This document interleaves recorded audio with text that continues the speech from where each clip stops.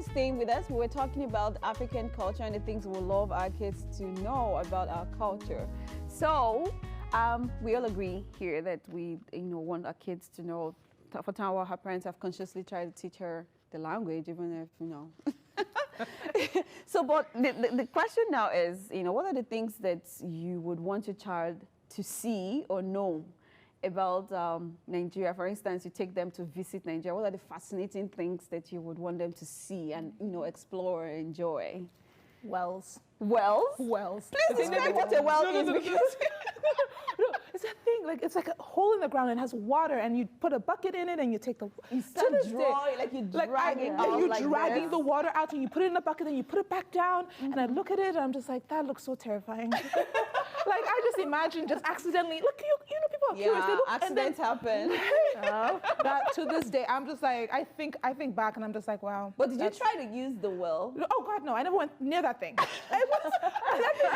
it was scary. Like no, I was scared. I was physically scared. My siblings were like, oh, I want to know. Where are you going? No, I like having you as a sibling, so you're gonna stay here. Yeah. No, so Wells is something I would like to show them at a distance. Oh, at a distance. Okay. Another thing, pounded yam, like actually pounding yam. Like you actually like make yam and then you pound it. The mortar. Nigerian women are so strong. And I don't mean like that spirit, no, I mean like physically. To be able to be doing that until you actually get the food. Wow. Because I did it for a bit and I was young and energetic. Yeah. Like times are changing. Times are changing and God bless. No, but people don't really, even the people back in Nigeria don't really do that. Someone like my mom now, no. Let's pound the yam. No, me. I went to the village Because where they everyone that's supposed to be pounding the yam is gone. Oh yeah, Ogi Married says that. Because maybe if we're still living with our parents, they'll still expect us to pound the yam from the mortar, right? Yeah, but those are the things I would like to show them, just to see how they do things there. Yeah, it's funny you should ask this question because even when we were back home, I mean, living in Lagos is like living here. Nothing much has changed in the way that we live because Lagos it's a very urban city, you know. So, but now that I look back, I would have loved to take them to the village as well. I mean, I remember the very first time their dad bought a live chicken. My children didn't want us to kill it. They wanted to keep it as a pet because they had never seen a live chicken before. You know, they wanted us to keep that chicken. They would go in the morning, they would, just pet the chicken. The chicken is about to be killed. It's supposed to be dinner. And when we eventually killed it, my younger daughter cried, "Oh, mommy, you guys are so mean. Why did you have to kill it? Why did you have to kill it?" And I asked her, all the ones you've been eating, where do you think it came from? Where do you think it came from?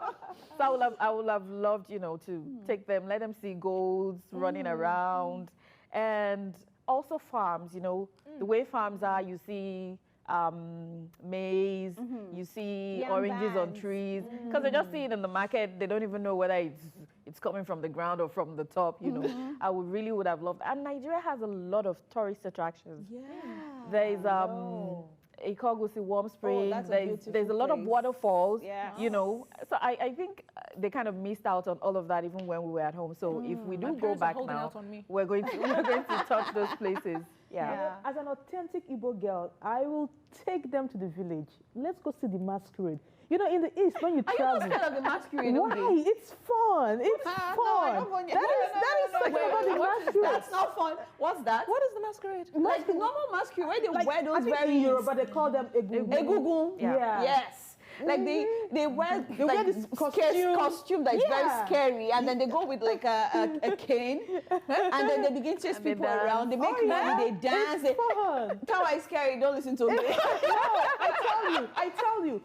In the East, it's fun. People come from different villages just to attend masquerade, and people sing, dance. I would love for them to experience that, and I would also want them to experience the stream. In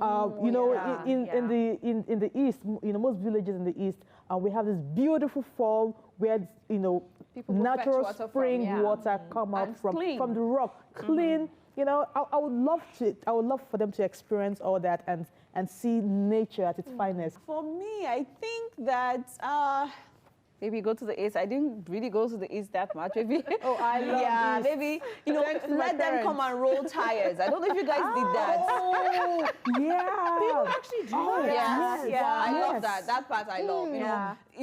in the sense of like shoot kite up. Did you guys do that? Yeah, They still do it. Well, Like, even our that one, I childhood. have it in my plan for this summer, even here. Like, to we'll shoot go, kites yeah, up, let's just right? go out in the streets and shoot the kites shoot your up. kites. Yeah. Wow. Yeah, it's a beautiful thing. I really, those are really really loved beautiful it. I did. things that so I love that. we grew up with. No one talked about cooking with the firewood and charcoal. Oh, I don't like it. So You don't like it? We I don't have like a it. family friend I don't like it. who took her kids, you know, her son fell in love. They have a house where there's, you know, water running so they can cook. But he prefers to go out to just boil water on firewood. So he likes. they would love Yeah, it. he was don't. I don't amazed enjoy seeing it, the but- fact that you put sticks together and then you make fire. well, it So- kind of looked like camping for him, like how you make up fire. Yes, Camping, yes, that makes yes, sense. yes, yes. Yeah. Well, in this situation now, you're cooking with it as opposed to just burning fire, right? If you go camping, you cook with your fire too. Oh, yeah. Yeah, I don't know when I'm going to Except go you for want to be camping. fancy and go with your I gas don't know when I'm cooker or going to something. take the fear.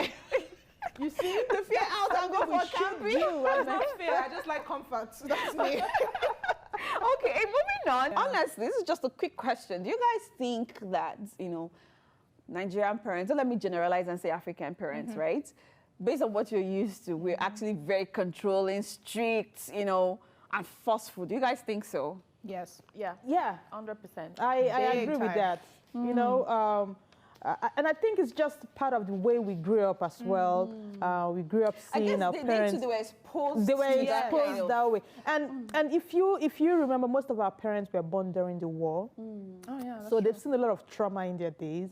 So that kind of, you know, And they didn't go through influenced. therapy. Yeah. Exactly. They just You moved know, on. And that's why they feel like there's nothing should actually bother you. Go bother ahead you and- exactly, and that influenced their parenting style. So when you as a kid, you're just wondering like, why do you have to treat me this way? What did I do wrong? You know, sometimes I just go, I go to my room and I'm crying and I'm thinking, you know, in my head I'm like, I think maybe I should just get married and leave the house. You know, maybe I should just run away at night. Maybe I should just sneak away, you know, at night. Because, you know, and then I'm like, oh yeah, I'm just like 10 or 11, so I still can't get married. I can't run away. Where am I running to? Now So that we're talking about, you know, handling teenagers and all that. So what do you guys think about parents wanting to send their kids back home to their home country? You know, what's your thoughts on sending the kids back to, let's say, Nigeria for the world brain resets? You know, due to their behaviors, you know, what do we intend to achieve and really, is it working? We actually posted this on our Instagram page, and we have Miss Oputa here. She said, I really love her comments. So she said, I don't think I will ever understand the principle behind sending children away to another country, even if it's their home country, as a disciplinary measure. It's negligent and lazy at the very best. Doing that only pushes the child away and encourages them to find new ways to rebel. And I say this as someone who has seen this happen to my peers when I was in high school. It just never ends well. It severs the relationship between the child and the parents because there is no trust. One of the major reasons children rebel in the first place is for parental attention. So instead of pushing them away, why don't we find other ways to intervene? Ladies, what do you guys think? Is this idea of sending our, because it's, even before I moved to Canada, when I was in high school, I had a boy that was brought back from the US because he was, you know, misbehaving and, you know, being rebellious to his parents, and they felt okay. But the truth is, I don't know how he turned out now, but while we were in school, it was difficult. The transition was really tough for him. But later on, he became, you know, calm. He was very intelligent, but I don't know how he turned out right now. But I have experienced that firsthand. His misbehavior, the laziness, the I don't care attitude. But it's kind of, the school environment, it was a boarding school, kind of shaped him a little bit. Just remembering when I was in high school, I don't know how he turned out finally. So what do you guys think? Talking about high school, there's this song that I was taught in high school. It says, train up a child in the way he should grow, and when he is old, he will not depart from it. You as the parent, what were you doing? You knew, you know, this child started displaying this behavior at a very young age, and you decided to ignore it. Sending your child back to your home country or to Nigeria will not make any difference. you as a parent, you have values, you have morals. Are you sending your child where they really want to be? Yeah. You know, are you going to send your child to your grandparents? Which grandparents disciplines the grandchild? Yeah. So it's just, it doesn't make sense to me. Train your child, you know, train them, teach them to be nice, to be kind, to be respectful, and you don't have to worry about this. But how about kids that there's this thing my mom says, like, I train you and you untrain yourself? Because sometimes these kids grow well, but when they get to a certain level or age, maybe when you go to the university, they're exposed to a lot of things and you begin to see very strange characters. So what do you guys think about that? So are we actually sending them back home, and is it working? So the word is it working? Because I don't think people are going to stop doing that. Yeah. You understand? I hear people even here saying, oh, my child is going to go to Nigeria for high school because I don't want this, I don't want that. Is it working? Yeah. It doesn't make sense. No. It's, I have seen cases where it worked, but the part that I don't agree with is you sending the child. If the whole family is moving for the sake of that child, you know, maybe adjusting to certain things, I can understand that. But you sending your child to somebody else, I don't understand that part, because if you raise them and you cannot fix what is wrong, somebody else that was not there when you were raising them can't fix it. Yeah. Exactly. They can't fix it. Problems on me. Yeah. So I don't agree with you sending, but if you decide to go, because I've seen places where people have moved their families home because they felt their children were going out of hand, but the both parents were there, and those children, there were changes, you know, eventually. The other part of it is, it starts from when they're very small. A lot of these people, you know, maybe you're earning good money and you just want to give that child everything. And then all of a sudden they're a teenager, and then you start putting restrictions. Oh, yeah. And then they kick against it, and then you say, oh, now he's being disrespectful. So right from when they're young, set the standard of how you want them to grow. It's not when they grow, because a lot of us feel, oh, he's still a baby, oh, she's too small. She doesn't understand. Let them understand from when they're small. Like I tell my kids when they're like, okay, mommy, can we have Happy Meal? I'll say no. But mommy, you're working and you're earning money. Yes.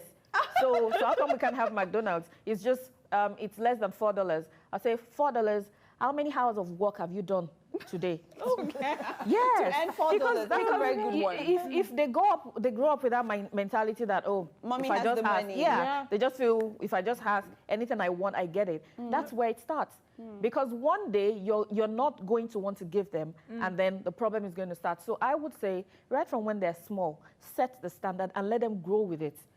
That doesn't mean that they still won't go out and learn bad things. Oh, yeah. But let that communication. I tell my daughter all the time that I can hate what you do, I can dislike your attitude, but I will always love you. You'll always be my daughter. And there's always room for you in this house. My arms are always open. It doesn't mean that I won't correct you. It doesn't mean that we won't fight. It doesn't mean that after I hug you, I still won't send you to your room or ground you.